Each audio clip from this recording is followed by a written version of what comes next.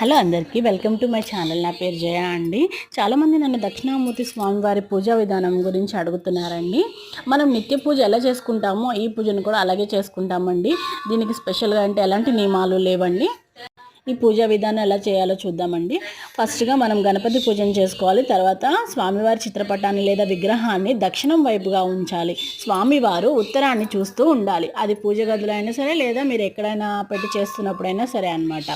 ఇకపోతే ఆచమనం చేసుకోవాలి, సంకల్పం చేసుకోవాలి, స్వామివారిని ఆవాహన చేయాలి, ఆసనం వేయాలి, షోడోపచార పూజలు చేసుకోవాలి, శ్లోకాలు స్తోత్రాలు చదువుకోవాలి, దీపం ధూపం నైవేద్యం తాంబూలం నీరాజనం మంత్రపుష్పం సాష్టాంగ నమస్కారం ప్రార్థన నమస్కారం సర్వోపచార పూజ క్షమా ప్రార్థన చేసుకోవాలి.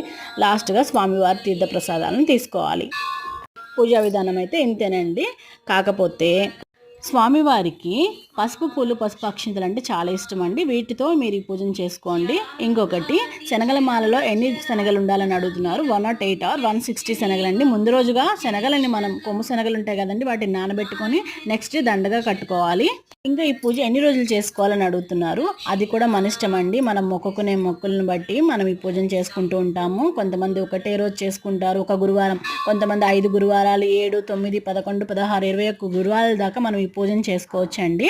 కానీ మనం ఈ పూజను చేసుకున్నప్పుడు 5 గురువారాలు మనం మొక్కుకొని ఈ పూజను చేసుకుంటున్నాం అనుకోండి. ఫస్ట్ గురువారం రోజున స్వామివారికి 2 దీపాలను మనం ఎలాగో పెడతాం కదా, ఎక్స్ట్రాగా ఒక దీపం పెట్టుకోవాలి. ఫస్ట్ గురువారం లెక్క. రెండో గురువారం స్వామివారికి 2 దీపాలు, ఎక్స్ట్రాగా 2 దీపాలు. మూడో గురువారం 2 దీపాలు, ఎక్స్ట్రాగా 3 దీపాలు. ఇలా మనం ఎన్ని వారాలు చేసుకుంటూ ఉంటామో అలా దీపాలను కూడా మనము పెంచుకుంటూ వెళ్ళాలండి.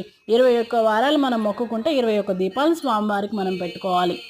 ఇక నైవేద్యానికి వస్తే ఏదైనా పెట్టచ్చండి స్వామివారికి. అదే శనగల్ని మనం నైవేద్యంగా పెట్టచ్చు, లేదా శనగలతో కొంచెం వడల్లాగా వేసి పెట్టచ్చు, పాలు పెట్టచ్చు.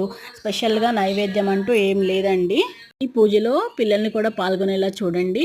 స్వామివారిని తదేకంగా ఒక 5 నిమిషాలు చూసినా చాలండి. పిల్లలకి అపారమైన జ్ఞానం బుద్ధి కలుగుతుంది. అపమృత్యు దోషాలు కూడా తొలగిపోతాయి.